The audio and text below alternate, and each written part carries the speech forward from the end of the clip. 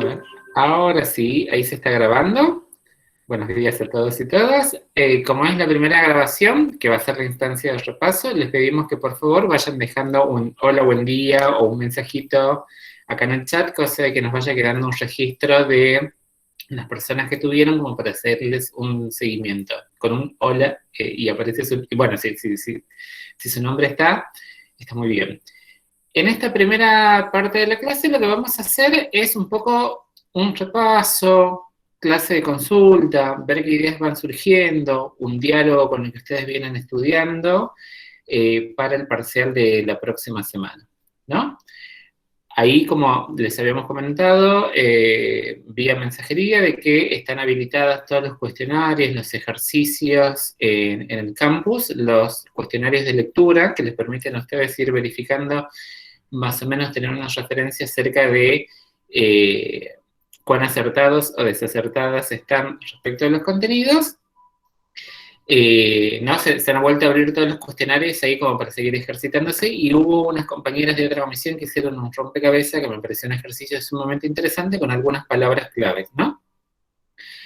Algo para pensar respecto de las palabras claves que están en esos rompecabezas es la idea de cómo vamos aprendiendo un nuevo vocabulario, ¿no? Que es parte también de la experiencia universitaria en su conjunto y particularmente de esta materia, que es ir incorporando algunas nuevas palabras, algunas nuevas ideas a su vocabulario y van ampliando la idea de conocimiento que van teniendo, ¿no? Entonces, esa reformulación del léxico, esa ampliación del vocabulario, ¿no? Que les va brindando la precisión, no solamente para esta materia, sino en general en la formación de ustedes cuando tengan que ir trabajando y más adelante su desempeño profesional, ¿no? Entonces ahí pensar de que, ¿cuáles son esas palabras que se han ido incorporando a lo largo de estas clases que vamos teniendo? ¿Son 6 semanas?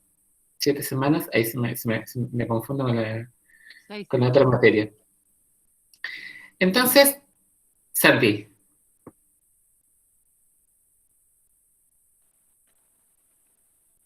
Iba a decir nomás que estamos en la sexta semana de clases, estamos en la clase 6 y está bueno esto que iba trayendo Gonzalo, que es algo que trabajamos mucho en la clase 1. ¿Se acuerdan que hablamos de los diccionarios, del vocabulario, de dónde salen las palabras con las que pensamos el mundo y expresamos nuestras ideas? Y está bueno que veamos esto de cómo se van reconstruyendo o armando un nuevo vocabulario. O cómo algunas palabras encontramos distintos significados para usar en distintos contextos, ¿no? Como nos pasaba con comunicación, con sentido, con público. Uh-huh.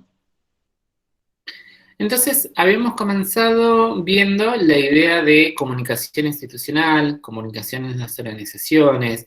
Ahí empezar a introducir algo, una de las palabras claves que le habíamos dicho que anoten en su momento, era la idea de gestionar procesos comunicacionales, gestionar signos. ¿Se acuerdan cuando le decíamos a Canción Romera que diga yo gestiono signos? O cuando les pregunte en las cenas familiares, almuerzos familiares, digan, ¿por qué estudias comunicación o qué hace la comunicación? Porque ha sido un déficit general de nuestra formación. ¿Qué vas a hacer como Susana Jiménez o como Tinelli? Yo, imagínense, vivir en una provincia donde esos imaginarios eran mucho más bizarros, ¿no? ¿Qué es lo que iba a hacer? Entonces, la idea de poder gestionar procesos comunicacionales, ¿no? Cuando decíamos procesos comunicacionales, estábamos pensando como en el conjunto, en un conglomerado de signos, imágenes, palabras, cartelerías, incluso la interrelación entre las personas, ¿no? Digo, ahí está, fíjense, de extenso que puede ser la posibilidad de gestionar aquello que llamamos comunicacional, que es inherente a todas las prácticas de la actividad humana, ¿no? A veces en otras facultades, en otras experiencias de trabajo, cuando se van, en otras facultades, perdón, cuando nos vamos acercando a la tesis, trabajar con cuestiones de tesis, surge la pregunta de qué es lo comunicacional de tal investigación. Y básicamente casi, no quiero ponerme como muy fundamentalista del campo comunicacional, pero casi todos los fenómenos serían factibles, serían posibles de ser problematizados desde la perspectiva de la comunicación. ¿no? De nuevo, trabajamos con un espectro amplio de materiales, sentidos, lenguajes, ¿no? Ahí fíjense los materiales con los que estoy trabajando. Sentidos, lenguajes, símbolos. Esto que en un principio queda genérico, queda como extenso, en la práctica particular de esta materia tiene que ver con trabajar con organizaciones y pensar cómo se desenvuelven los vínculos entre las personas, dentro, al interior de la organización, cuál es la historia que ha tenido, cómo se relaciona con los públicos o con los grupos con los que trabaja, qué imagen tiene, qué identidad tiene, qué redes sociales maneja, ¿no? La idea de nuevo, ahí la dedicación, el esfuerzo de que ustedes, en su práctica profesional, en su formación, vayan encontrando de darle densidad a eso, a esa gestión de la comunicación, a esa gestión de los signos. Y no depende exclusivamente, y acá recupero algunas de las cosas que hemos trabajado, no depende exclusivamente de quienes están cursando la carrera vinculada a gestión de las organizaciones, comunicación en gestión de las organizaciones, sino también a un sentido profesional en sí mismo, ¿no? Decir, ok, puedo trabajar y darme cuenta del escenario. La práctica que ustedes tienen a lo largo de estas materias y a lo largo de esta materia y de las otras materias es formar un criterio profesional y darse cuenta cómo van a trabajar en las organizaciones, ¿no? Entonces habíamos visto eso, comunicación institucional al inicio, comunicación organizacional al inicio. Después habíamos visto un pantallazo de las tradiciones y escuelas de las teorías de la comunicación, ¿no?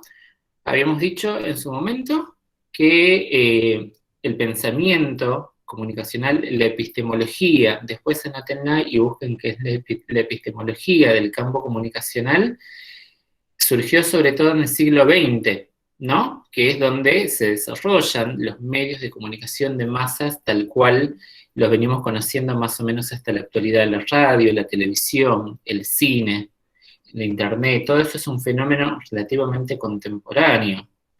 Esto no quiere decir que las ciencias de la comunicación no se ocupen de cosas anteriores. Una vez que nos hemos organizado como ciencias, se estudian incluso los diarios de 1800. Se estudia la historia de la comunicación, se va un poco más atrás, ¿no? Pero como epistemología, como área de conocimiento, se consolida, se empieza a armar alrededor del siglo XX, y particularmente en la Argentina entre los 80 y 90. Somos muy, muy, muy jóvenes todavía. Las carreras de comunicación, La Plata creo que es una de las más viejas, la UBA, La Plata tiene una escuela de periodismo, la Universidad de La Plata tiene una escuela de periodismo desde el 30, pero después, como al 80 más o menos, se organiza en una escuela de comunicación y periodismo, ¿no? Y ahí habíamos... No, digo, está bueno esto de la construcción del campo y momentos históricos, que fue algo que hablamos. Pienso en particular con esto de, por ejemplo, el acompañamiento terapéutico, por ejemplo, vinculado a un derecho o a cierta problemática vinculada al cuidado, a los sistemas públicos de cuidado, a la reflexión sobre el trabajo no remunerado, ¿no? Y esos campos profesionales nuevos. Comunicación tiene que ver un poco con eso y se puede ver en muchas disciplinas, ¿no? Pero la vuelta de la democracia, la reapertura de las universidades, o la gestión democrática en las universidades en Argentina, a partir del 83, gobierno de hizo que un montón de disciplinas que no estaban siendo profesionalizadas o que se empezaron a discutir en distintos espacios, exploten, ¿no? De alguna forma. De hecho, muchos años después de la vuelta de la democracia fueron como momentos récord tras récord tras récord de inscripción a universidades, ¿no? Sobre todo las universidades grandes, con esta sensación de salir de un momento de opresión hacia un momento nuevo, ¿no?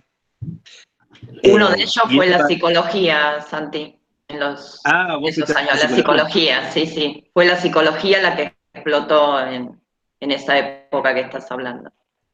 Sí, bueno, de hecho... O la cantidad de estudiantes que se inscribieron. Tal cual. Bueno, psicología desde ese momento es una de las facultades más grandes de la UBA. De hecho, muchos años se sostuvo así. Y bueno, siempre se hace un chiste acá en Argentina, ¿no? Sobre los psicólogos y los psicoanalistas, pero no vamos a tener ese chiste. Pero esta idea de que hay momentos en que las disciplinas se van conformando. Y pensando en las escuelas, algo que vimos temporalmente, tiene que ver con esto de los estudios culturales, ¿no? ¿Quiénes son los que empiezan a tener voces? Y hay un reforzamiento de la escuela latinoamericana, y además con los que vuelven de los procesos de exilio, ¿no? Y eso es muy importante. De hecho, grandes referentes vuelven de sus procesos de exilio después de haber estado en México, en Colombia, en Brasil. Y bueno, en la UNCI tenemos varios, ¿no? Pero Dora Barranco es uno de los ejemplos más fuertes, vuelve de Brasil después de otras lecturas y ayuda a rearmar la Universidad Argentina de una forma, sobre todo en las ciencias sociales. Claro, fíjense ahí cómo estamos refiriendo como a la organización del campo comunicacional en la Argentina, ¿no? Como cómo se empiezan a armar facultades, proyectos de investigación, libros. Entonces, en la segunda parte, en la primera parte, perdón, de las clases, veíamos cómo las tradiciones, esto que decimos epistemología del campo comunicacional, empiezan a aparecer líneas de investigación, líneas de análisis, y cómo iban cambiando y mutando con el tiempo esas líneas de análisis. Por un lado, las primeras líneas de análisis, de esto que decíamos, creo que incluso era con Adriana o Susana, no me acuerdo ahora, la línea más conductista, ¿no? Cuando decíamos la idea de la aguja hipodérmica. ¿Por qué se refiere como la aguja hipodérmica? Por la idea de inyección de contenidos, ¿no? De suponer de que los medios de comunicación te inoculan determinada idea y vas a pensar de ese modo, ¿no? Cuando decimos esos modelos lineales, porque casi son modelos lineales, donde tenía que ver con el contexto también, ¿no? Tenía que ver con la emergencia del nazismo, tenía que ver con la emergencia de las radios de comunicación. Hay un experimento, el de Orwell, creo que es 1800, ¿cómo se llama el experimento radiofónico? Que en algún capítulo de Los Simpson está, que hacen un experimento radiofónico en un pueblito donde dicen que vienen los ovnis y la gente empieza o sea, imagínense en ese momento, era como escuchar la radio, era como Sí, la transmisión de los ovnis de los mundos, 1938, creo que fue 35. Él hace teatraliza por radio la guerra de los mundos. La guerra de los mundos, ahí está, gracias. Fue terrible porque la gente, o sea, esto habla de los buenos actores que pudieron transmitir realidad a una acción.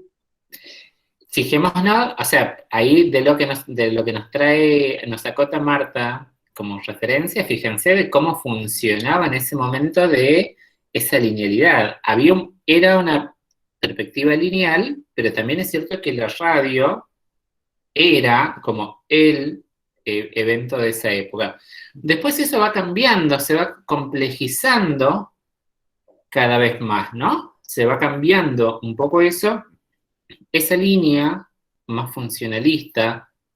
¿Por qué se le dice funcionalismo? Porque el funcionalismo era una gran área, una gran línea de investigación dentro de las ciencias sociales. Y los medios de comunicación tenían una función dentro de la sociedad. Esto estamos hablando de 1930, ¿no? O sea, siempre contextualizan, estamos hablando de 1930, donde estaba el funcionalismo. Entonces, había esa mirada, esa concepción, anótenlo ahí, concepción de que los medios de comunicación efectivamente podían dominar. Y después eso empieza como a complejizarse, se empieza a ver que no funciona de ese modo, ¿no? Empieza también hacia 1930, 1940, la escuela crítica, que era más del lado de Alemania, donde aparecen filósofos y pensadores que piensan de otro modo la comunicación, ¿no? Siguen teniendo esa clave de hegemonía, era otra de las palabras nuevas que habíamos aprendido, esa idea de lo hegemónico, pero que los medios de comunicación, en definitiva, lo que van haciendo es cambiando la cultura, cambiando el lenguaje, cambiando los sentidos, ¿no? Ahí veíamos como las novelas, el western, el western, la generación de nosotros, o más jóvenes incluso, para el western no les resuena nada. No tienen una idea de lo que fue el western. El western eran las películas esas del lejano oeste que eran emblemáticas en su momento. Hay Marta se ríe porque afirma esto que digo, o sea, películas como, no sé si se acuerdan, de si habrán escuchado en sus casas, ¿cómo era la película? El feo, el bueno y el malo, ¿cómo eran? Eran tres actores. A ver si alguno se acuerda. ¿No era el sucio, el feo y el malo? Ahí está, ahí acostó Susana, el sucio, el feo y el malo, que era como la película canónica del western. O sea, el western era como un género que la gente amaba, ¿no? Entonces ahí como empieza a aparecer como lo seriado, la serie. No la serie como la conocemos ahora, sino la repetición de la misma fórmula, ¿no? Entonces ahí ya empieza a aparecer la pérdida de la originalidad y aparece la novela de Marimar, donde Thalía ella siempre nace pobre y conquista la riqueza, ¿no? Todos quisiéramos ser Thalías ahí en algún momento porque es la fórmula, seriado igual a fórmula, es la fórmula que cambia todo el lenguaje, ¿no? Entonces, empieza a aparecer, teníamos las líneas más funcionalistas, la línea crítica, y un poco más adelante, ya hacia en los 70, los estudios culturales, y un poco más antes, la Escuela de Birmingham, donde empiezan a aparecer más en clave culturalista, a pensar de que esos cambios, lo que van haciendo, o sea, los medios de comunicación lo que generan son cambios culturales, ¿no? Y empiezan a aparecer como otra serie de actores. Ya empiezan a ver cómo funcionan sutilmente esas lógicas de transformación, esas lógicas de dominación, ¿no? Entonces, a partir de los estudios culturales se empieza a analizar ya la cultura, más que los medios de comunicación, en una clave de cómo producen los medios de comunicación cultura, ¿no? De sentidos comunes.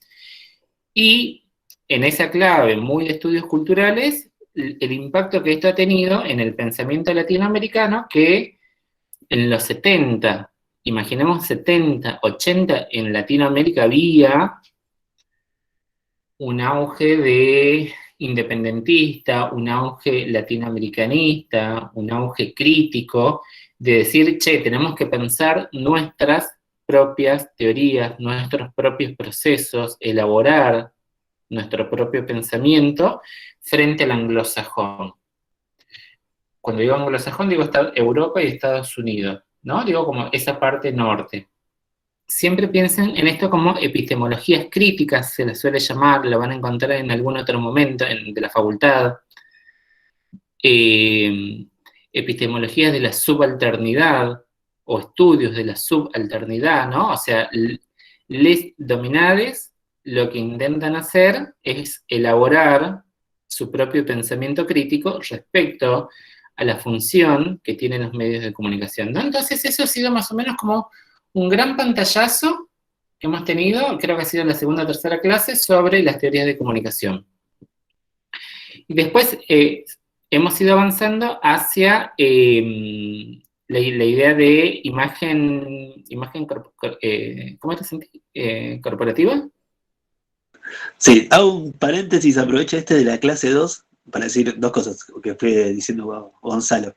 Una es cómo esta relación se da en cómo se construye el discurso científico, ¿no? Cómo se construyen las ciencias y se va dando distintas cosas. Y después la otra, cómo van cambiando los contextos, ¿no? Entre la posguerra, la entreguerra, la posguerra, y después todo lo que fue el conflicto de los 70 con la emergencia del neoliberalismo, la financialización de la economía, hay una nueva etapa de crisis, ¿no? Y está bueno que nosotros lo identifiquemos. Ahí hay como tres cuestiones claves para que pensemos. Una es esta de cuáles son las relaciones o cómo se posicionan en relación a los medios de comunicación, cómo se vinculan o qué proyectan en esa relación públicos-medios, ¿no? Y qué actores aparecen, cómo es ese circuito de comunicación. Y la tercera es quiénes son los autores claves, ¿no? Entonces, ideas, épocas o contextos de surgimiento, autores claves, idea fuerza, vinculación o posicionamiento en relación a los medios, y, bueno, quiénes son los autores claves, que ya lo dije. Por ahí va lo que nosotros trabajamos de escuela, ¿no? Y que ustedes compararon muy bien en los videos, y van a ver que en la guía de estudio son los temas principales que les proponemos para repasar. Y efectivamente en la clase 3, algo que vamos a repensar hoy también, llegamos a algo más puntual de la comunicación institucional, digamos, como que nos volvemos a sumerger, que es esta idea de la imagen corporativa o organizacional a partir de Capriotti, ¿no? Que si recuerdan ese día, nosotros tuvimos digamos, leímos o compartimos una lectura del texto, donde partimos de esta idea de que Capriotti problematiza una situación social, que no necesariamente es un problema, ¿no? Sino una realidad, un fenómeno, algo que sucede en la sociedad en relación a la gestión de la imagen. Nos propone 3 visiones y recupera distintos autores que los organizan, estas 3 visiones, 2 mayoritarias y una minoritaria, sobre qué es la imagen en una organización, y plantea una redefinición, que es esta de imagen corporativa que les proponemos trabajar, ¿sí? ¿Se acuerdan qué era esto de imagen corporativa? Icono, ficticia, y me está faltando una. Hay una más. ¿Quién da más? ¿Quién? Actitud. Icono. Actitud. Esa. Muy bien. Acción. Ahí estábamos, esas eran las 3 posturas mayoritarias, ¿no? Actitud, iconoficción, que tenían que ver con distintas formas de pensar esto que le decíamos, ¿no? Cómo se resecciona y cómo se construye, y Capriotti propone una nueva idea, que es esta que le llaman imagen corporativa. ¿Cuáles son las 2 principales características de lo que plantea Capriotti como imagen corporativa? ¿Tiene que ver con que era instrumental? No, yo creo que recuerdo que tenía que ver esto con la experiencia de la persona que ve la imagen, digamos, ¿no? Que está puesto en el otro, a partir de tus experiencias, de tus valores, de tus ideas, qué imagen tenés. O sea, es subjetiva, en realidad. Juega la subjetividad. Sí, tal cual. Esa es una parte, ¿no? Que es una imagen mental que tienen los públicos. Y después hay otra parte más que es interesante para nosotros desde esto que dice Gonzalo, gestionar los signos, ¿no? ¿Cuál era la otra parte de la idea de Capriotti? Me parece que tenía que ver con esto de que, digamos, la empresa o la organización, más allá de esa parte subjetiva del otro que ve la imagen, tiene esa posibilidad de gestionar sabiendo qué es lo que quiere, qué busca, digamos, cuál es la visión, ¿no? de su organización, y en función de eso, qué hace para que compatibilice con lo que ve con la imagen que tiene el público. Bien, tal cual. Está esta idea de que es una imagen mental, pero esa imagen mental se construye de múltiples cuestiones, ahí, como lo habíamos trabajado muy bien ese día, y está esta doble pata que indica bien Erika, que es, pero al mismo tiempo nosotros podemos hacer gestión sobre eso, podemos trabajar, esquema mental, mejor no salió así. No, pero yo voy subrayando algunos conceptos como diciendo, che, anoten esto, como guiño, guiño, es por ahí, Santi. Sí, tal cual. Bueno, y esta idea de que nosotros podemos hacer un esfuerzo para colaborar o influir en esa construcción del esquema mental, ¿no? No es que la imagen la construye solamente la comunicación institucional de la organización, pero tampoco es que la organización no puede tener ningún nivel de influencia, ¿no? Es interesante en esta idea de gestionar, como dice Gonzalo, ¿no? Porque ahí pasamos a la siguiente clase, que es esto. ¿Se acuerdan cuál era el tema que venía? Después de imagen.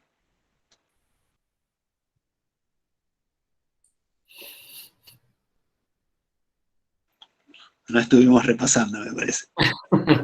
La planificación. Sí, tal cual. El diagnóstico. Para llegar al diagnóstico. Sí, tuvimos Al revés. Están ahí, nosotros pensamos el diagnóstico como parte de planificación, pero que para planificar necesitamos un diagnóstico, ¿no? Ahí hay una atención. Y vimos esto de planificación en 2 clases, ¿no? Primero diagnóstico-planificación y luego planificación-evaluación. ¿Se acuerdan esas 2 clases consecutivas? Perdón, Santi, agrego una cosita respecto de lo anterior y ya pasamos de lleno al combo de proyecto. Que en esto de gestionar un signo, ¿no? Es como que se haga en la camiseta con esa frase. Les pongo 2 ejemplos para ver cómo funciona eso en la actualidad.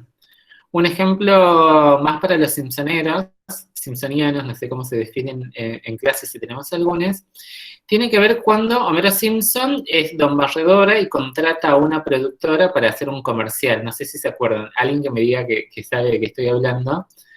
Sí, don Barredora con jingle y todo, y la camiseta, la campera que tenía. Claro, pero después suma una segunda publicidad que no se entendía qué sucedía. ¿Te acordás que era una publicidad? Sin nada que ver. Bueno, pero fíjate, Mariela, era una publicidad como de lírica, en blanco y negro, como muy conceptual, y al final aparecía como el cartel de Don Barredora, entonces la gente decía como, ¿qué onda? ¿Ese es tu comercial? Le pregunta Lisa. No, fíjate ahí cómo se gestiona como casi como una experiencia de lo que viene sucediendo. Si ven las publicidades de perfume, no es Fox, ahora es Star Channel, si están viendo ahí, las publicidades te venden una experiencia, no te están vendiendo el perfume, te están vendiendo como un sentido en torno a un perfume. Aparece cualquier cosa, menos al último aparece el perfume. Vos sabés qué es la situación de perfume. Segundo ejemplo. Te hago una pregunta, Gonzalo. Ahora están apareciendo publicidades con canciones. Es como que te queda la canción y no sabes de qué están hablando si vos no estás mirando. Es algo nuevo que está apareciendo. Empieza a funcionar, van probando un poco, gestionando signos, va funcionando de ese modo de, en algunos casos, que te quede alguna idea.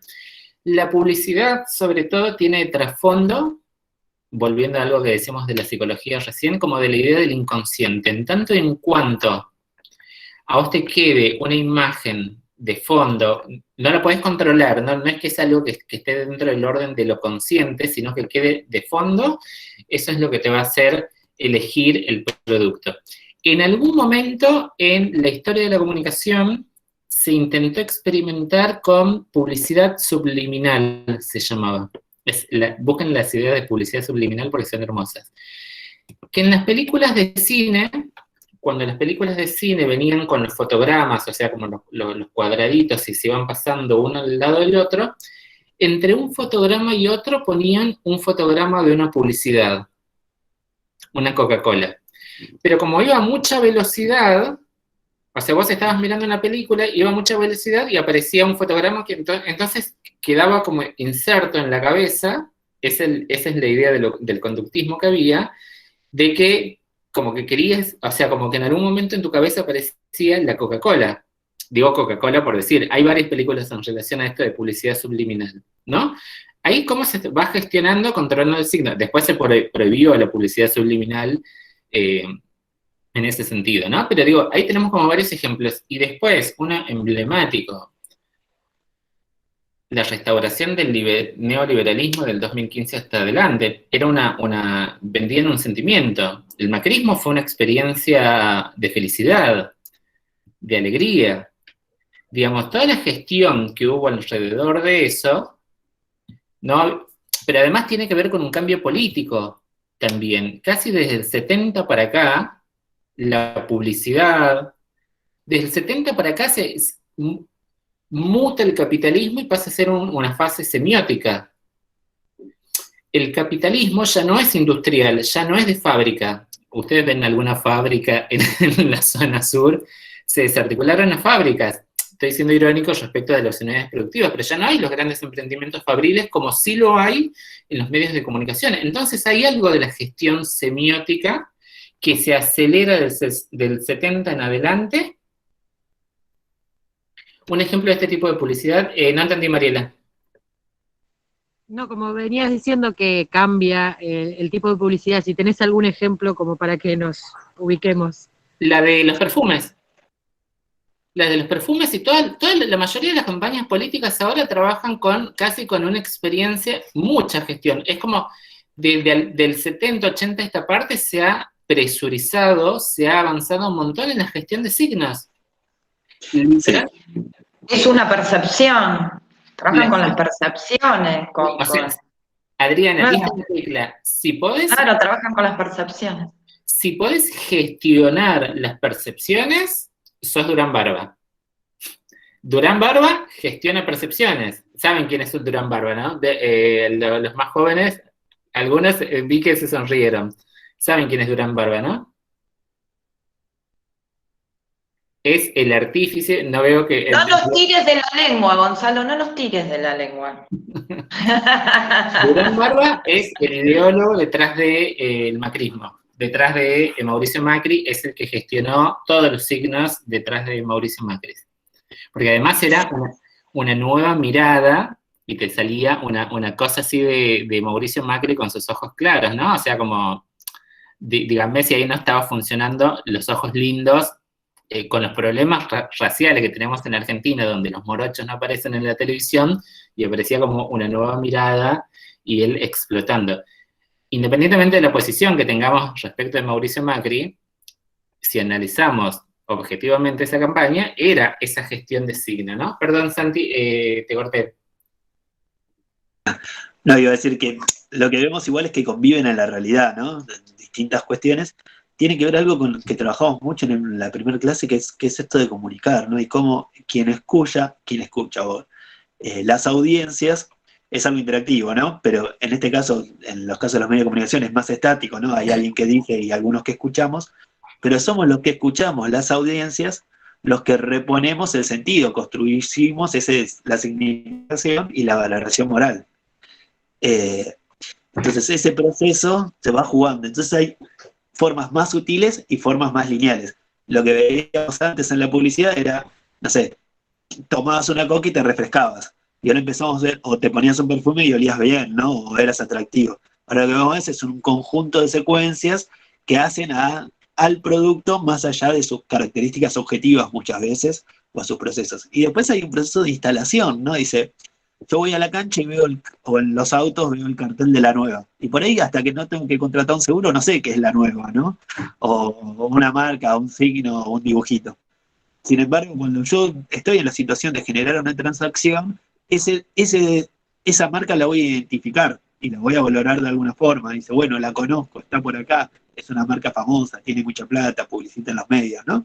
Entonces es al momento de generar la contratación o la transacción, juega esa situación.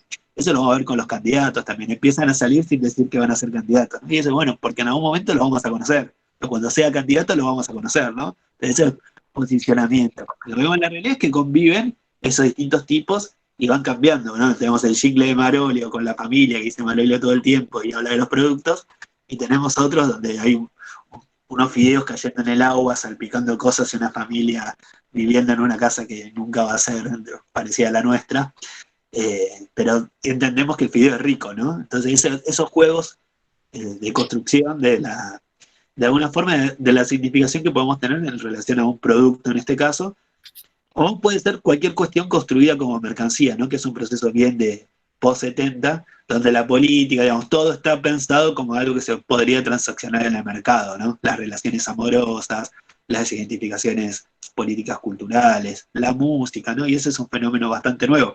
Surge, si quieren, los culturales, los más investigados son con los Beatles, ¿no? Como este producto, más allá de la calidad de su música, pero esta idea del producto masivo a nivel occidente en ese momento y luego en algunos casos a nivel mundial, ¿no? Claro, fíjense si no cambian, esta gestión de signos va cambiando, se va contextualizando, no es que las publicidades sean siempre iguales. De hecho, dos cosas sobre esto. La primera, el entrenamiento que hacemos con ustedes es que empiecen a ser lectores de signos, ¿no?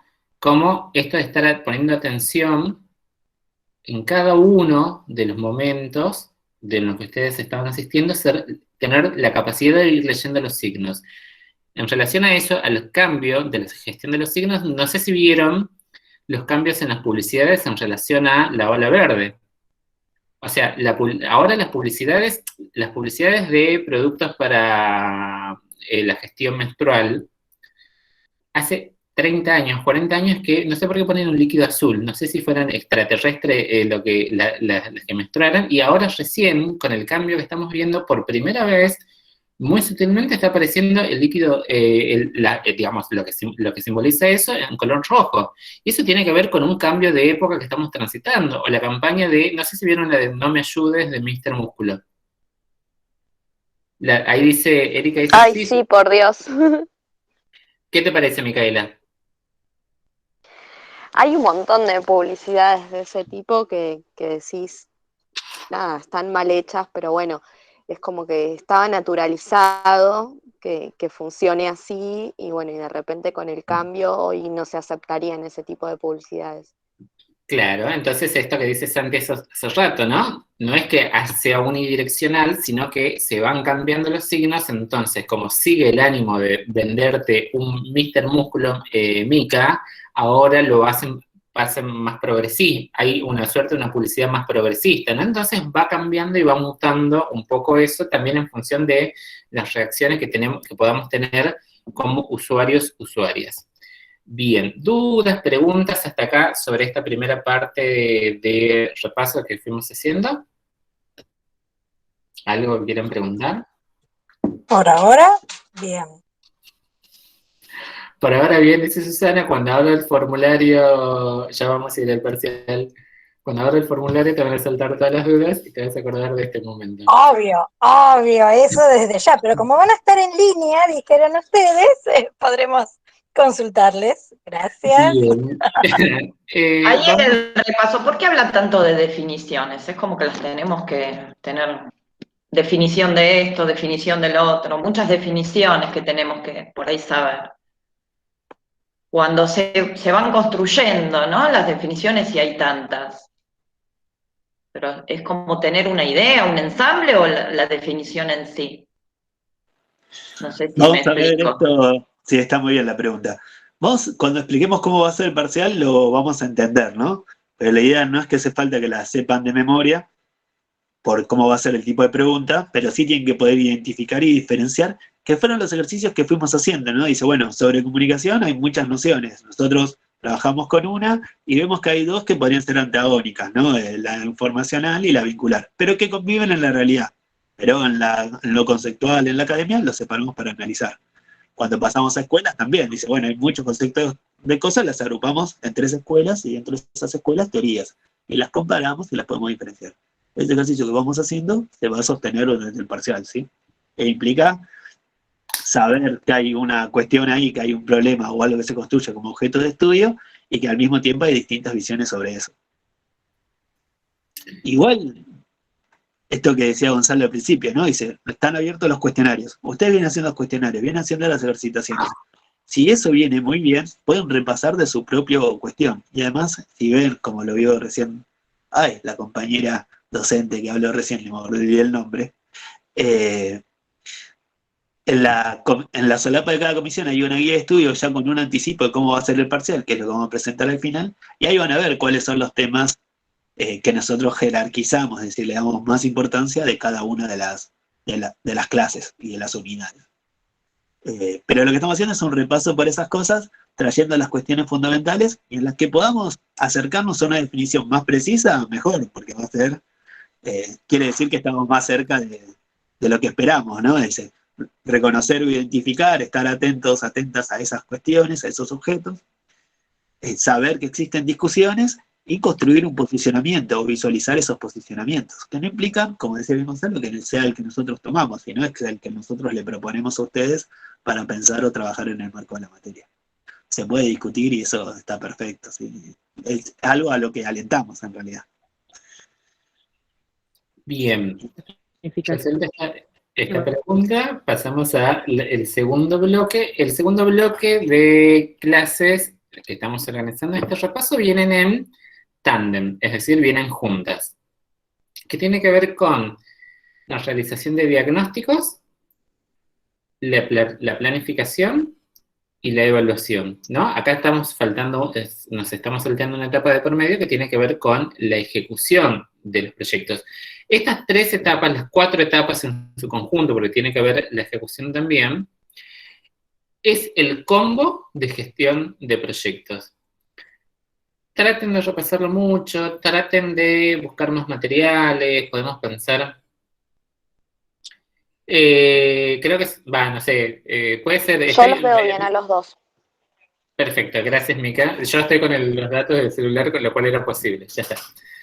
Entonces decíamos, estas 4 etapas son fundamentales, les va a salvar mucho la vida a lo largo de su formación, saber armar un proyecto y tener en claro cuáles son estas 2 etapas: diagnóstico, planificación, ejecución y evaluación de proyectos. Eso es vital en cualquier formación y les va a servir mucho.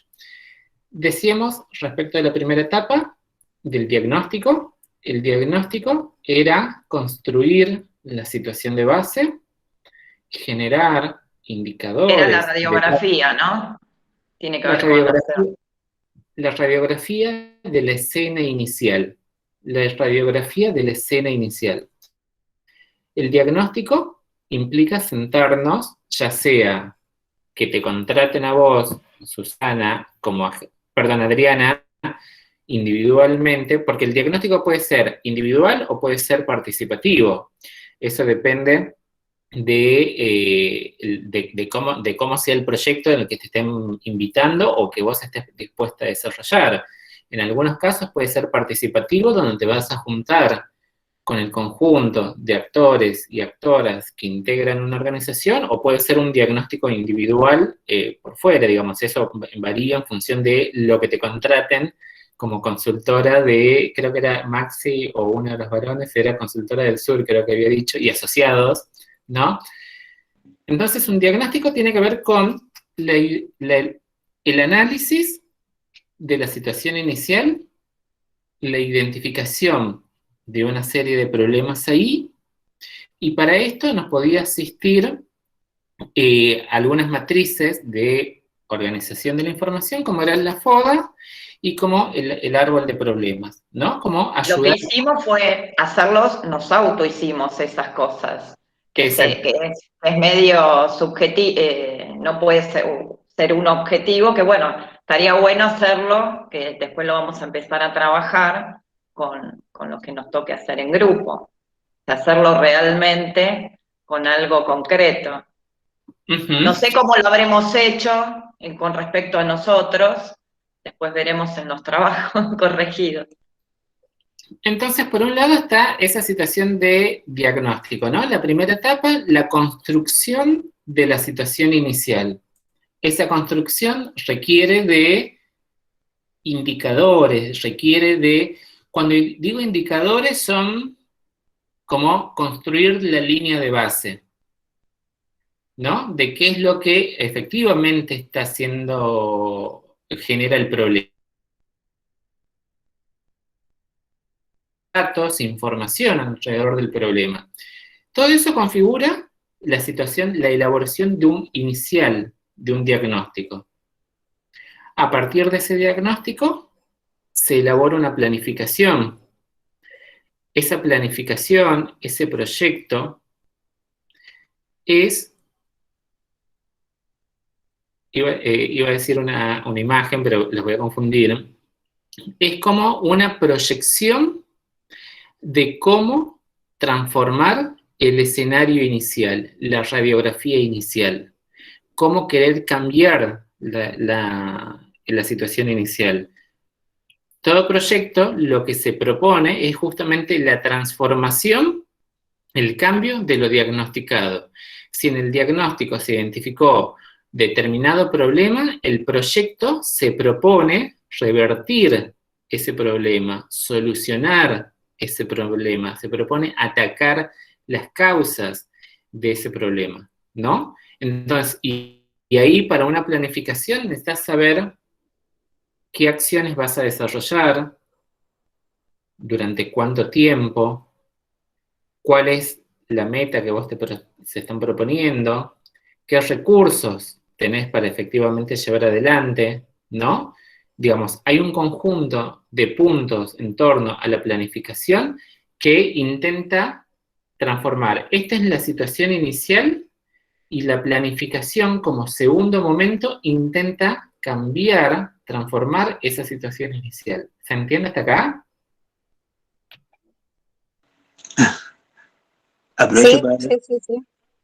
para retomar algo que dijo Gonzalo, que es importante, que van a ver en el texto, esto de que podamos pensar la planificación y el diagnóstico como dentro de eso, digamos, esta relación dialógica, ¿no? ¿Se acuerdan que dijimos que también podemos pensar en planificación?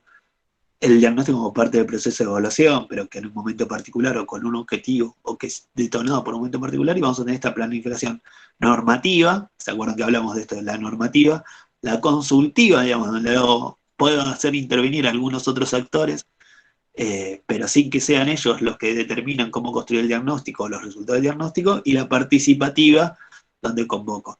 Después, y lo que podemos pensar son cómo desarrollamos esas técnicas, en el caso del FODA y el árbol de problemas, nos podría servir en cualquiera de las tres tipos de planificación, ¿no? En esto de, puedo hacer el FODA con todos y todas, o en distintas entrevistas, puedo hacerlo tomando testimonio y sintetizarlo yo, o puedo ir, mirar una situación, a veces con datos, por ahí sin ni siquiera conocer a la gente, a las organizaciones, al territorio, y construir una propuesta de qué hacer. Y algo fundamental de la planificación, que es un momento de construcción de conocimiento, igual que el diagnóstico, y que implica algún nivel de dejar un registro de qué es lo que voy a hacer, en qué situación estoy, qué voy a hacer, qué es lo que espero lograr, y cómo lo voy a evaluar, ¿no? Pasando al siguiente tema. Y esto de dejar registro es muy importante y puede ser un aporte muy interesante, o suele ser un aporte muy interesante de la mirada profesional en relación al qué hacer, del qué hacer, o el saber cómo, ¿no? A veces de muchas organizaciones es muy importante, pero a veces dejan de lado el proceso de planificación, de transmisión, de dejar registro, ¿no? Y eso es algo muy interesante para pensar desde el rol de la universidad. Jugábamos en este doble error, ¿no? Que trajo bien Gonzalo, el de la consultora del sur y la cooperativa de Adriana, en este, bueno, cómo construir el diagnóstico, cuál es la solución, y qué documentación existe en relación a eso, ¿no? Y eso es algo muy importante, que es también lo que vamos a empezar a trabajar, ¿sí? Y llegamos de esta forma a la clase 5, entonces, de planificación y evaluación. ¿Se acuerdan ahí que trabajamos? Yo volví a hacer el cuestionario de planificación y evaluación, y de las 7 preguntas me volví a confundir en la misma. Así que bastante mal. Con evaluación ex ante. Bien. Vamos ahí. Al momento de una planificación, fíjense que estamos pensando en 4 etapas. Diagnóstico, planificación como un segundo momento, la ejecución del proyecto, y viene una 4ª etapa que es la evaluación. Que efectivamente en la evaluación queremos saber cómo nos ha ido en la ejecución, si nos fue bien o no en la etapa anterior. Ahora bien, Santi. Hago un comentario ya que está. Hay un debate ahí, porque hay 2 cosas que voy a decir. Una es que nosotros nos posicionamos desde la planificación estratégica situacional, ¿no? Esta idea de que estamos en el lugar, por lo cual ahí ya nos abre lo consultivo o participativo. Con esta idea, ¿se acuerdan de la universidad en el territorio también, de los profesionales del barrio, qué sé yo, que hablamos? Y esto de que puede cambiar cuando cambia el contexto, no que me voy a atar a la planificación, pase lo que pasa, y pusimos el ejemplo del COVID. Y dentro, cuando a veces tomamos esta idea de planificación, por ahí el segundo momento le llamamos de formulación. Entonces decimos, la planificación es este enfoque, implica estos 4 procesos, ¿no? Diagnosticar, formular, es decir, escribir el proyecto, ejecutar y evaluar. Ahí van a encontrar en distintas bibliografías o por ahí en distintas materias que le van a llamar como las de las formas, o planificación a todo, o planificar a un momento de evaluación, diagnóstico. Ahí, yo soy fan de decirle formular, porque me parece que está bueno llamarle planificación a todo. Pero bueno, es ahí lo vamos a encontrar de las distintas formas, ¿no? En esta idea de que conviven, ¿no? Distintos campos teóricos, distintos cuerpos conceptuales. Pero está bueno que lo podamos ver como 4 etapas en las que existen diálogos entre ellas, ¿no?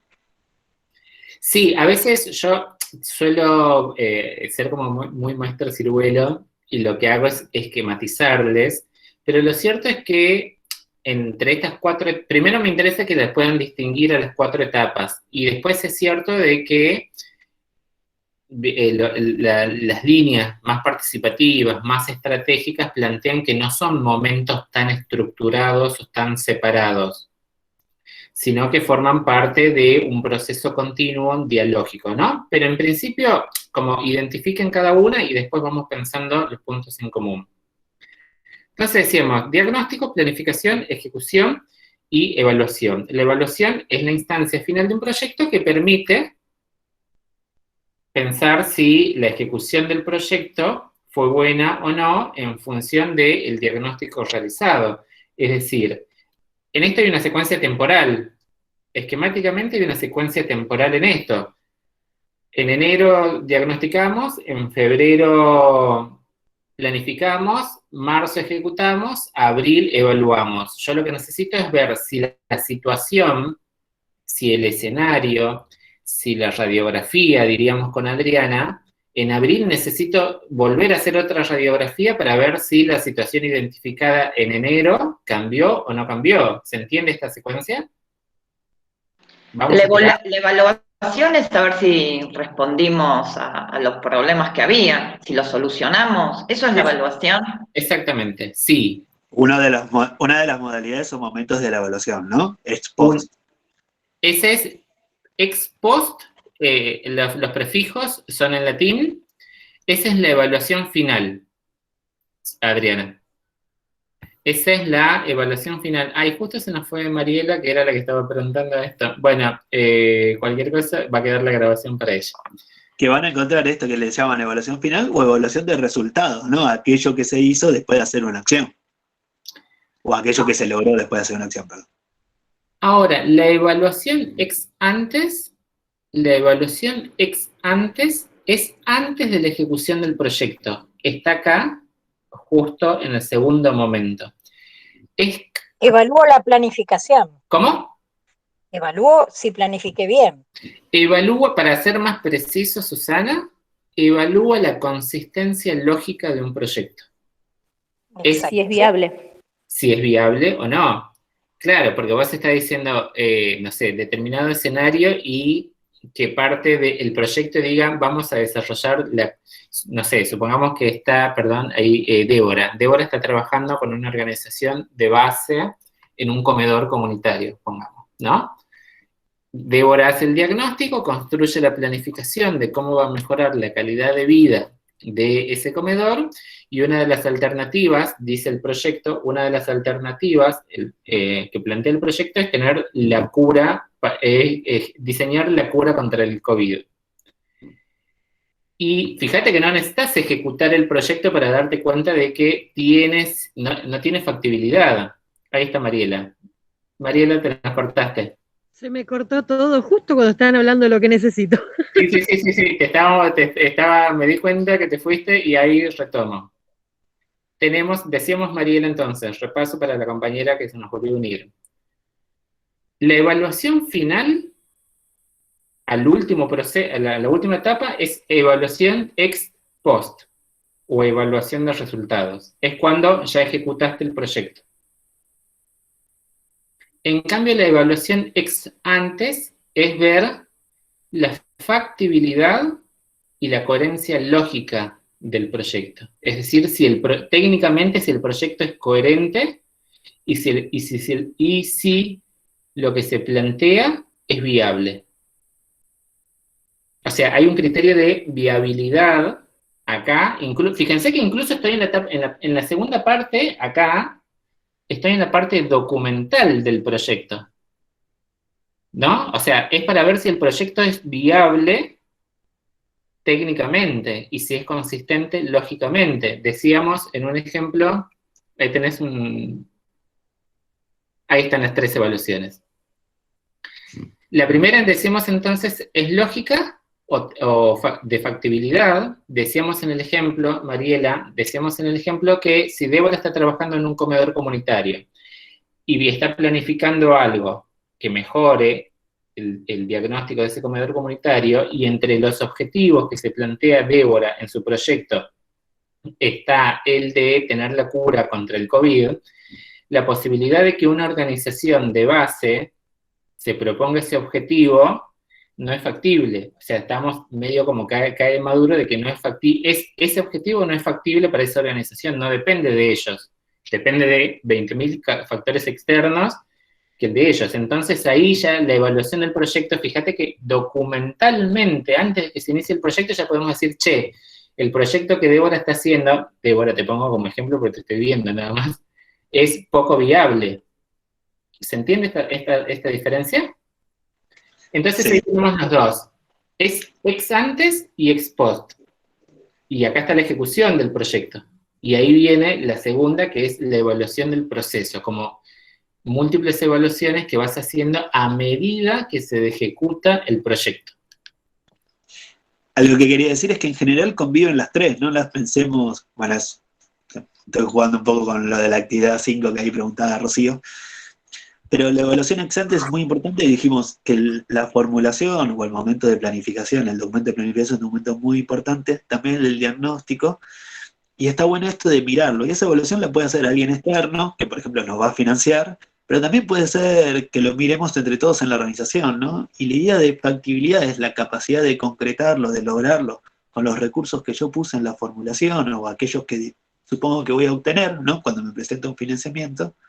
Pero esto de la coherencia o la cohesión interna o la cohesión lógica del proyecto tiene que ver si, por ejemplo, las actividades que estoy planificando van a servir para trabajar el problema que identifiqué, ¿no? Y eso también va a ir jugando esa relación entre diagnóstico y formulación o diagnóstico y planificación. Dice, bueno, si yo encontré este problema, ¿sirve que yo trabaje sobre esto? Y eso también va a cambiar según quién lo mire o desde qué punto de vista se trabaje, ¿no? La evaluación ex ante tiene esas dos patas, ¿no? Dice, bueno, ¿lo vas a lograr con esto que pusiste? ¿O me estás diciendo que con un proyecto de 10.000 pesos vas a tener una vacuna nueva, ¿no? Eso no va a funcionar.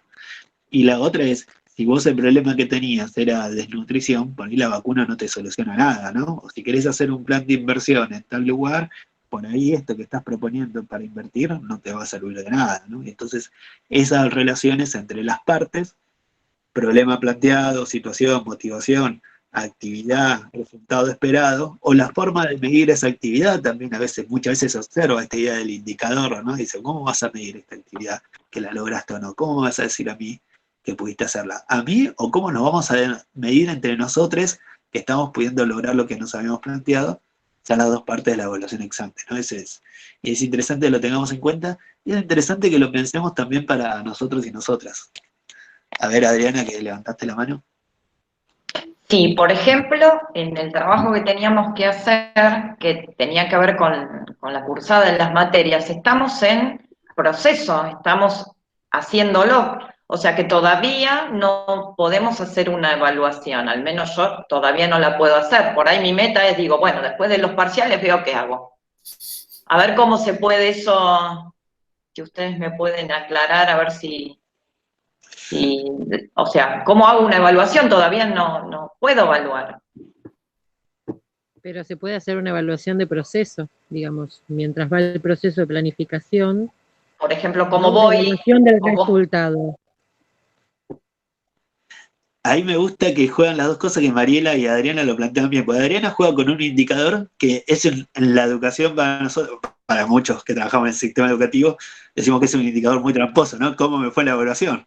Capaz que hiciste un montón de cosas en el medio que son recontra valiosas, que transforman la vida de un montón de personas, que construimos todo el conocimiento, te fue mal en el parcial y dices, bueno, soy un desastre, ¿no?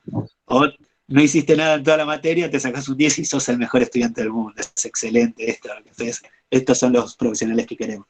Entonces, puede ser un indicador tramposo, pero efectivamente es un dato que se construye y sobre el cual podemos dialogar, ¿no? Esto que decía Gonzalo la semana pasada.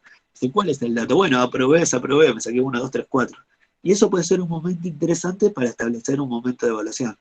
Pero también esto dice Mariela, dice, bueno... Es una evaluación también. Una mala nota es una evaluación que nos lleva a reflexionar qué no entendimos, no lo que hicimos mal. Porque qué es lo que no entendí para tener el resultado correcto. Sí, y a los profes también nos dice qué es lo que tenemos que explicar de vuelta, qué es lo que no funcionó, ¿no? Esta actividad la planteamos bien o lo dialogamos mal, salvo que seamos profes muy cabeza dura, ¿no? Que también puede pasar. Pero en general, digamos, en esto que venimos haciendo nosotros, dice, bueno, ¿qué pasó acá? Esto por ahí no lo expliqué bien, hay que cambiar un poquito la consigna, ¿no? Hay que retrabajarlo. Tiene las dos patas. Pero me parece esto interesante que dice Mariela y que nos traía también Gonzalo con el ejemplo de la clase anterior. Los dos, con esto de la Argentina Trabaja, ¿se acuerdan? Que eso también, bueno, ¿cómo nos estamos sintiendo? ¿Estoy pudiendo seguir las tareas o no? ¿Qué dificultades ya estoy teniendo ahora antes de tener un indicador como el parcial, ¿no? Que no digo que no sea valioso, pero que podemos tomar otras cuestiones, ¿no? Analizar. Perdona, Gonzalo, te interrumpí un par de veces. No, ahí me resaltar eso, lo mismo que eran dos tipos de indicadores. ¿Determinante de qué, Natalia? O sea... Un poquito de lo que estaba diciendo Gonzalo recién, que por ahí hicimos varias cosas en todo el proceso, pero después, si estamos aplazados en el parcial, ya está, tenemos que ir a recuperar, es eso. Pero también de fondo... O si ese día tenemos un problema, que se nos corta internet, ya está.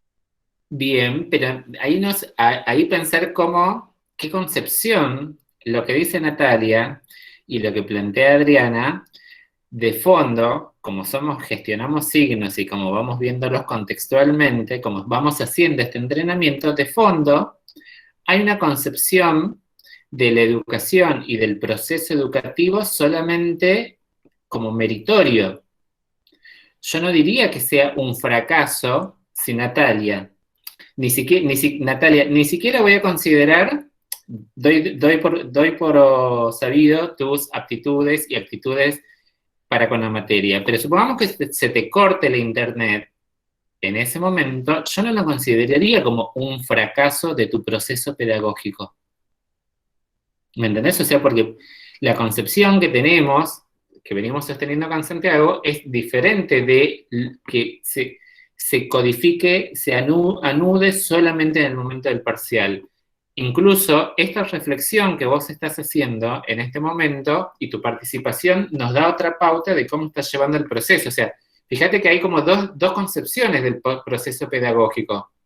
Una pensarlo como un gran proceso y vos y Adriana que lo sostienen en los pináculos de la evaluación y además como el fracaso, ¿no? Como... que si hay algo que no nos falta en la pandemia es el drama, ¿no? O sea, es como dijo Susana, los goles del partido. Bueno, ¿ves? Ahí hay una referencia como muy interesante para pensar la evaluación de un partido. Perder por penales es horrible. Bien, porque ya el penal, Adriana, ya es cuando estás en la mesa de examen y vamos, ahí. Pero incluso en los partidos que se pierden, perdón, yo de fútbol, ya dije en la primera clase de fútbol y de autos no sé nada, pero me animo a opinar de esto. En algunos partidos que se pierden, los escuchás a los analistas y te dicen, no, Argentina jugó bien, los únicos partidos que veo son los mundiales, Argentina jugó bien, retuvo más la pelota, tuvo mayor cantidad de ataques, ¿me entendés? O sea, cómo se evalúa un partido, perdimos el partido, pero te dicen, y además porque cuentan, incluso fíjense cómo se llegan a contar los ataques, o sea, los ataques en el fútbol. Entonces dice, retuvo más la pelota, tuvo más ataque, jugó más en la área del equipo contrario. Son otros indicadores que no son los goles. Está pensando en un proceso y te dicen, fue un buen... La evaluación de proceso sería eso. Exactamente. Argentina jugó un buen partido. Las patadas al arco, perdón mi precariedad en el fútbol, las patadas al arco fueron mayores que las del equipo contrario. Y vos decís, che, pero ¿cómo son lo que dice Natalia? ¿Cómo que jugó bien si perdimos? No, fue un buen partido, porque estás pensando en otros indicadores que no sean solamente el resultado final. ¿Se entiende ahí la diferencia? Algo interesante para pensar, en el fútbol se ve muy claro, ¿no? Pero en todo es que los discursos conviven, no es que todo el mundo piensa de una forma o se expresa de la misma forma en el discurso público, sino que va a haber muchos que valoran los resultados y muchos otros que van a valorar procesos y resultados y otros que van a hablar solo del proceso. Incluso van a haber debates entre ellos, ¿no? En el caso, bueno, para volver al fútbol, pero para salir después está no, es un equipo completo, es un equipo ganador, es un equipo que juega sin arco, ¿no? Entonces, esos distintos discursos conviven en la realidad. Pero piensen en esta materia, ¿no? La propuesta de esta materia dice, hay una serie de dispositivos orientados a que construyamos conocimiento, y que esa construcción de conocimiento no se da solo por la exposición del docente, sino entre el docente y el estudiante, por el trabajo del estudiante, y luego por el trabajo del estudiante con otro externo que ni siquiera es de la universidad, que puede ser una organización. Entonces, ahí hay un montón de instancias en las que podemos pasar.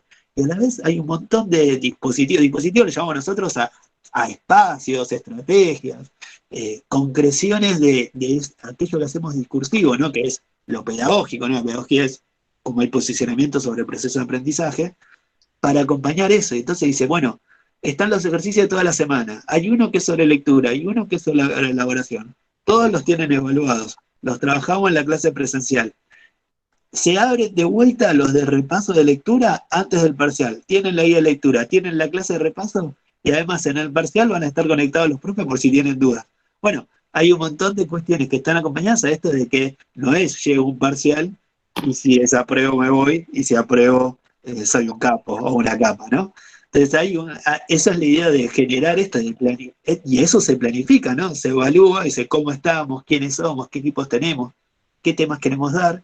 Desarrollamos estrategias desparramadas a través del tiempo, ¿no? Actividades, las planificamos, las formulamos, y después pensamos instancias de evaluación fuertemente en proceso, y también hay evaluaciones finales, ¿no? Y dice, bueno, te pongo una nota al final, donde va a tratar de reflejar en nuestro caso de la mejor manera posible el proceso. Y eso puede implicar que en un parcial no me fue bien, y que todas las actividades las hice perfectas, ¿no? Y eso igual también es parte de evaluar el proceso, ¿no? Y está bueno que también que lo vayamos tomando así, ¿no? Porque esa es un poco la propuesta de la materia. Bien. Acá Mariela pregunta. Dale. Ahí, lo de Mariela, si querés responderlo. Durante una evaluación de proceso, ¿se puede transformar la planificación para poder lograr los objetivos y poder tener una buena evaluación de resultados? Bueno, sí, esa es un poco la hipótesis de la estrategia, de la planificación estratégica situacional, ¿no? Planteo esa a nivel estratégico, es decir, en grandes plazos a dónde quiero llegar, pero si hay una modificación del contexto, si surge una oportunidad nueva, si pasa algo con mi equipo, ¿no? Ella dice, yo voy a trabajar con Gonzalo, y Gonzalo tiene otro trabajo, le pasó algo a su familia, se dio cuenta que no quería trabajar con nosotros, le ofrecieron una oportunidad mejor, y dice, bueno, tengo que hacer una modificación del trabajo, no puedo atar a Gonzalo al proyecto, o decir voy a hacer la misma acción igual sin que estemos los mismos, ¿no? Y eso es parte de irlo evaluando en proceso. ¿Se acuerdan que es esta pregunta, ¿cómo estamos? ¿No? ¿En qué situación estoy? Y eso lo puedo hacer varias veces. Y es interesante ir dejándolo registrado, ¿no? ¿Qué pasó acá? ¿Cómo me sentí? Incluso a veces es esto, como, bueno, vamos a juntarnos todos en la oficina, a ver, en la oficina, en el barrio, en la organización, ¿cómo estamos atravesando esto? Porque si este proyecto nos está desgastando, nos está haciendo pelear, nos hace que dejemos todas las otras actividades, por ahí no vale la pena. Y a veces hay condicionamientos externos también, ¿no? Te cae el COVID. Y bueno, si venías haciendo festivales barriales, probablemente vayas a tener que cambiar la actividad, si no vas a poder ser tan cabeza dura de seguir con la misma actividad, o postergarla, que es también una parte del proceso de planificación, ¿no? ¿Se acuerdan que explicábamos, que Gonzalo lo retomó hoy, que está esta dimensión del tiempo? La dimensión del tiempo también es importante, ¿no? ¿En qué momento lo voy a cansar? ¿Cuándo lo voy a revisar? Ahora, si miramos nuestras organizaciones, la política pública, el gobierno nacional, vamos a hacer un montón de cosas que están postergadas, ¿no? No se pueden hacer ahora, las vamos a hacer después. Y hay cuestiones que aparecen como emergencia, ¿no? Y no me puedo decir, bueno, vamos a hacer la cuarentena dentro de 6 meses, ¿no? Necesitamos ahora aislarnos, ¿no? Y después, por ahí postergar otras cosas. Y eso va a suceder todo el tiempo. Y es interesante que lo podamos plantear así. Y hace también a las formas de construcción soberana, se puede decir, pero con gobierno de quienes somos parte, ¿no? Dice, bueno, podemos decidir sobre este proceso, tenemos conocimiento, tenemos habilidades, tenemos herramientas para llevarlo a un buen lugar. Eso es muy importante. Lo que dice Santi es cómo abrirse, pilotear en escenarios de cambio, que es lo que está preguntando, que lo que nos pregunta Mariela. Mariela está ejecutando un proyecto en una organización y que viene, o sea, tiene todo calculado, tiene todo estructurado, y ¿qué le pasa de por medio? Viene una pandemia. Y Mariela dice, ¿y ahora qué hago? ¿Me entendés? O sea, era un imprevisto. Yo lo pensé, ¿sabés por qué? Por lo que comentaba la compañera de que si se cae internet justo en el medio del examen, entonces algo mucho más cotidiano, ¿no? No una organización, sino que si tu objetivo es dar el examen y vas planificando las clases y vas estudiando y vos ves que muchas veces te falla el internet, Tipo, tener una planificación por si falla el internet en el momento de la evaluación, para poder llegar al resultado. Bueno, lo que dice Mariela, y con esto le pongo un baño porque ya vamos a 1:17 y tenemos que hacer el segundo bloque de la clase. Lo que dice Mariela, fíjense de previsora que es Mariela. Dice, si yo vengo a las clases y ya sé que la internet me falla, necesito tener un plan B por si me llegara a fallar ese día. Lo que hace Mariela es de un proceso de abstracción, un plan de contingencia sería, exactamente, Ramiro. Pero ese plan de consistencia es un análisis total de la situación. Eso es lo interesante de los proyectos.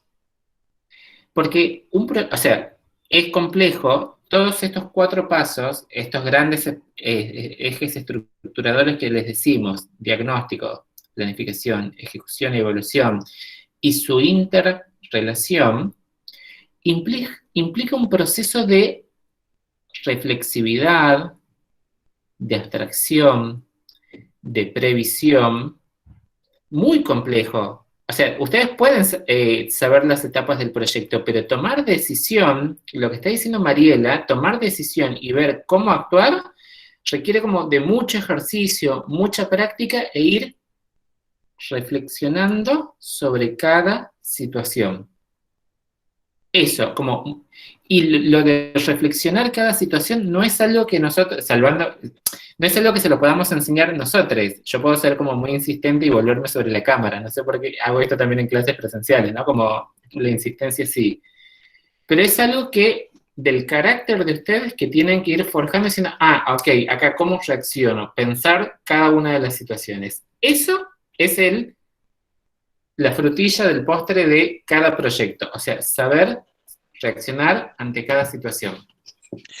Sí, me parece que está bien esto, pero yo diría, es reflexionar, es registrar y es comunicarlo, ¿no? Esas 3 etapas son claves, y sobre todo cuando trabajamos en colectivo, ¿no? Y igual hay algo en esto que nos va a acercar del parcial y las organizaciones, que cuando hay algo que afecta a lo que habíamos planificado, siendo positivo o negativo, puede generar una situación de crisis, y no está mal, lo que hay que hacer es atravesarla, que esa crisis no nos paralice, pero es verdad que cuando te cae una notición así, bueno o malo, decir, no, ¿qué voy a hacer con esto? ¿Para qué planifiqué? Lo prendo fuego, ¿no? O se lo paso a alguien por alguna parte, qué sé yo, pero no, lo que tenemos que hacer es pensar esto de cómo registrarlo y volver a preguntar, bueno, ¿cómo estamos con esta nueva situación? Gonza, si te parece, antes de cerrar esta parte, te propongo que veamos un poco la consigna del TP5, que ahí habían hecho algunas consultas, ¿te parece? Que habíamos hablado hoy temprano. Bien. Me parece que retomando esto mismo, si les parece, la comparto. Ahí Rocío había preguntado en el chat, no sé, Rocío, si tenés micrófono, puedes saber si tenés alguna consulta en particular. Por ahí no estás más en la clase, esto es algo que pasa mucho. Bueno. Sí, porque no sabía bien, o sea, si elijo la situación, ¿cómo arrancar?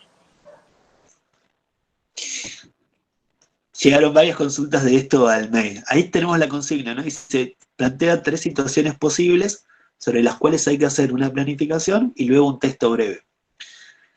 Una cuestión que ya venimos trabajando y nos pasó con el diagnóstico, ahí como también decía Adriana, y hubo varias consultas, me parece que Débora también me escribió en mi caso. Pues, bueno, primero hay que efectivamente plantear la situación. Y plantear la situación implica posicionarse de alguna manera. Decir, bueno, voy a tomar esta situación y lo voy a pensar desde los padres, desde el colegio, de los chicos o chicas, ¿no? Que algunos habían consultado. Y eso no está mal, capaz que tenemos que tomarnos un parrafito, algunas palabras para decir, esta es la situación sobre la que vamos a trabajar.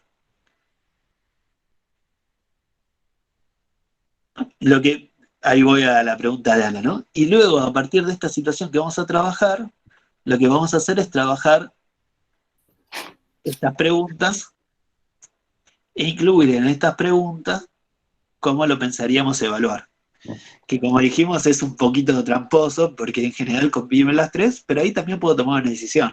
A veces, por ejemplo, en proyectos muy cortitos no evalúo el proceso, sino que espero que termine, ¿no? O planifico etapas, y en esas etapas hago evaluaciones de resultados de esas etapas distintas, ¿sí? Y acá en esto que nos dice Ana, que dice, son situaciones hipotéticas, tenemos que ponernos en una posición neutral. Bueno, estamos en un ejercicio de la clase, ¿no? Que fue algo que discutimos más de una vez. Y recuerden que esta idea de lo neutral es una idea polémica en las ciencias sociales, ¿no? ¿Se acuerdan que dijimos que hay que tratar de trabajar con rigurosidad? Seguro, la rigurosidad implica, ¿no? Tratar de llegar de la mejor forma a partir del posicionamiento que construyamos, y el posicionamiento ya es alguna forma de construcción subjetiva de dónde estoy. Pero esa construcción subjetiva tiene que ver con muchas cosas, no solamente con lo que yo pienso, sino para quién estoy trabajando, en qué contexto se da, cómo lo voy a desarrollar, qué recursos tengo disponibles, ¿no? Entonces, esa subjetividad, como dijimos en esta idea del sujeto, está sostenida por otras vinculaciones o relaciones sociales. Pero la idea es que trabajemos con rigurosidad seguro, sabiendo que es un ejercicio de clase. Entonces, planteo un problema, propongo una planificación a partir de estas preguntas y le sumo una estrategia, o al menos una estrategia de evaluación. Y al final hago una pequeña síntesis como para contarle a alguien qué es lo que propuse para hacer.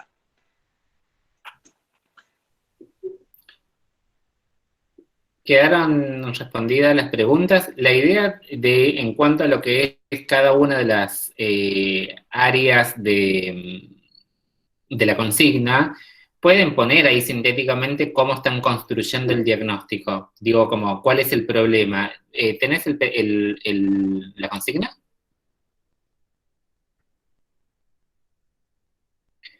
Digo, para ir en cada uno de los aspectos de los ámbitos que están, presencialidad escolar, economía familiar y materias a cursar, pueden describir sintéticamente en una oración cuál es el diagnóstico que están haciendo, frente a cuál es la situación problemática, construyanla, cuál es la situación problemática que están teniendo, frente al cual la planificación siguiendo ese cuadro, esos pasos, se propone, ¿no? Como para poder distinguir efectivamente qué se quiere hacer, por qué se quiere hacer, para qué se quiere hacer, describan sintéticamente cuál es. Débora, tenías la mano levantada. Sí, profesor.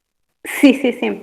Yo en mi caso, a veces las cosas son tan obvias o sea, que quizás yo no las veo, ¿no? Porque entiendo lo de la planificación, lo del diagnóstico, cómo evaluar, pero al menos en mi caso, yo elegí presencialidad escolar, ¿no? Y ahí es donde yo me trabo, ¿no? Por ejemplo, si yo quiero hacer un diagnóstico sobre presencialidad escolar, tengo que basarme en algo real, por ejemplo, en que mi nene de 6 años no va al colegio, o tengo que hacer una situación hipotética, por ejemplo, de por qué los chicos no van al colegio en invierno, ¿no? ¿Por qué digo esto? Porque, por ejemplo, en los puntos que aparecen en el cuadro, si yo dice cuándo se quiere hacer, puedo poner una meta, por ejemplo, en los meses de julio o los meses de mayor frío, y cómo se va a costear. Si yo lo traigo a un caso real, por ejemplo, lo de mi nene, ¿cómo lo voy a costear? O sea, es muy difícil ponerlo de una manera subjetiva, por así decirlo, ¿no?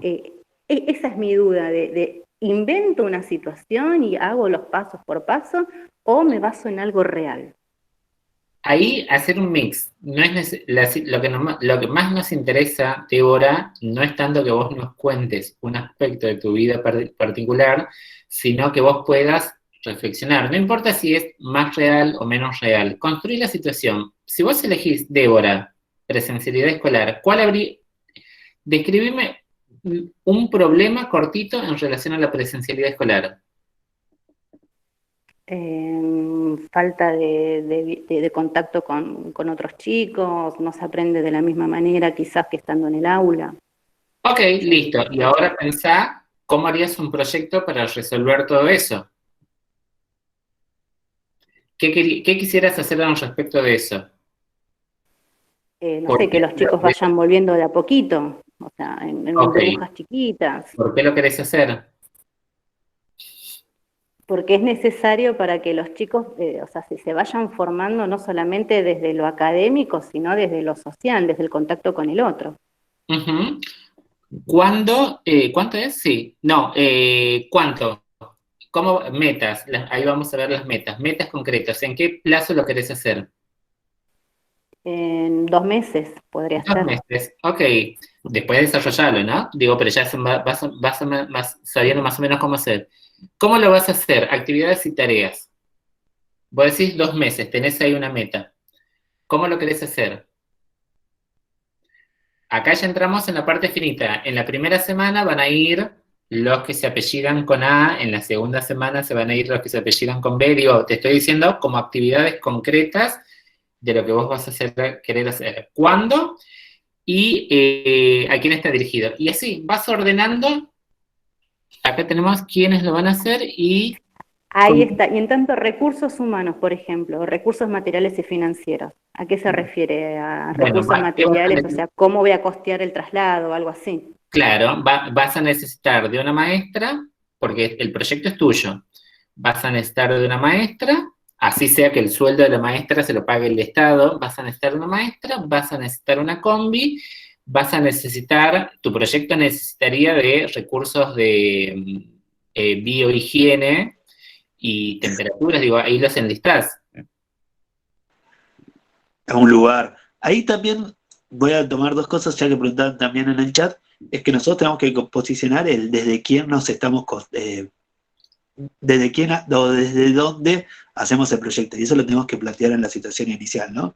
Pues no es la misma capacitación si somos un grupo de padres, que si somos los responsables del colegio, o que si somos responsables de la política pública de educación o de la política pública sanitaria, ¿no?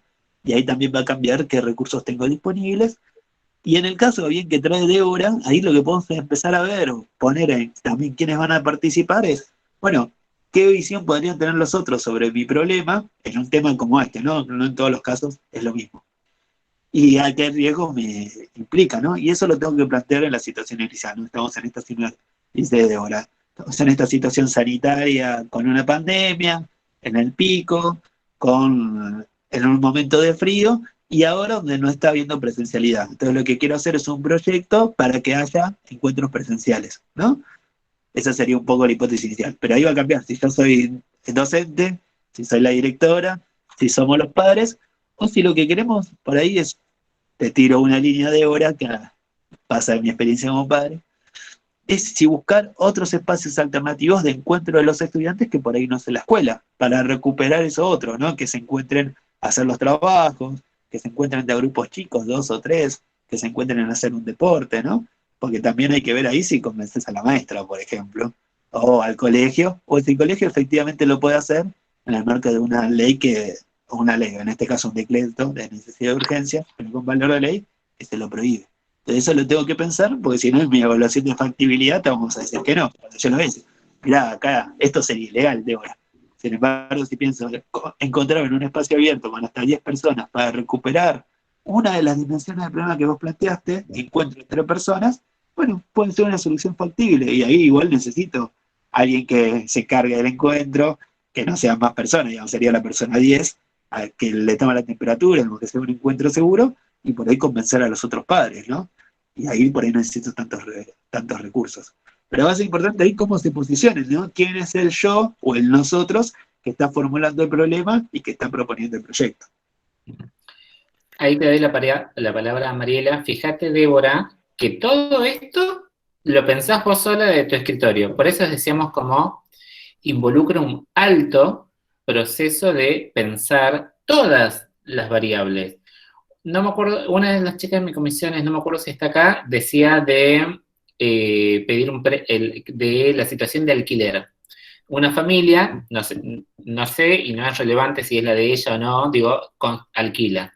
Ella decía, bueno, el problema es que la familia alquila y quiere su propia casa. El proyecto va a ser que pida un préstamo, entonces, para pedir la propia casa. Y después, 2 mensajes después me dice, no, profesor, me parece que el préstamo nos va a salir más caro, es mejor ahorrar. Y sí, porque ahí estás analizando la cantidad de intereses que te va a costar el préstamo, y todo esto lo haces analíticamente sentada en el escritorio. Pensás pros y contras de cada una de las opciones, y cómo la mejor situación, la mejor opción, o la que menos esfuerzo te va a costar, o la que menos problema te va a generar, es la más viable. Todo eso es acá, como sentarte a pensar. Mariela. Con Débora habíamos estado hablando de esto de la planificación, y más allá de los conceptos, era la forma de presentarlo, el trabajo, que no sabíamos, porque yo le decía, tal vez lo que hay que hacer es una copia del cuadro, digamos, para presentarlo, poner la pregunta y al lado el qué se quiere hacer, y así, para después, el texto que piden, desarrollar todo. Y ella me decía que lo había hecho, medio que como que ya lo había desarrollado. Entonces no sabía bien cómo presentarlo el trabajo, más allá de la idea en general. Puede ser similar a este, así como está descrito ahí, y abajo un breve desarrollo. Si solamente ponen la primera y la segunda columna, muy sintéticamente lo desarrollan. Si no, ponen una tercera columna donde ustedes van narrando más detalladamente qué es lo que quieren hacer. Y ahí estaría como abordada la consigna. Profesor, pero si hacemos un 4, por ejemplo, en el por qué se quiere hacer, que es el origen, dice, todo proyecto debe estar claramente fundamentado y explicitado. Como que en un cuadradito, si lo querés fundamentar realmente, te va a ocupar bastante. Por eso era la duda con ella, que anoche estábamos hablando de, yo lo que hice fue un punto por punto, uno abajo del otro, y ella me dice, me parece que no es así, me parece que es un cuadro. Digo, no, pero a mí me parece que, o sea, que si yo lo quiero fundamentar en un cuadradito no me va a alcanzar. Y lo hice uno debajo del otro. Ambas opciones, estamos hablando de cuestiones de maquetación, ambas opciones son factibles. Si vos ves, Débora, que podés escribir un poquito más cómodamente la fundamentación de por qué querés hacer ese proyecto y querés escribirlo en texto, pero estén todos los puntos, está bien. Si quieren hacer un cuadro y que no se les deforme demasiado, también está bien, no hay problema con eso. Bien. Cerramos acá esta primera parte, así pasamos a la segunda que le tenemos que entregar al resto de las comisiones.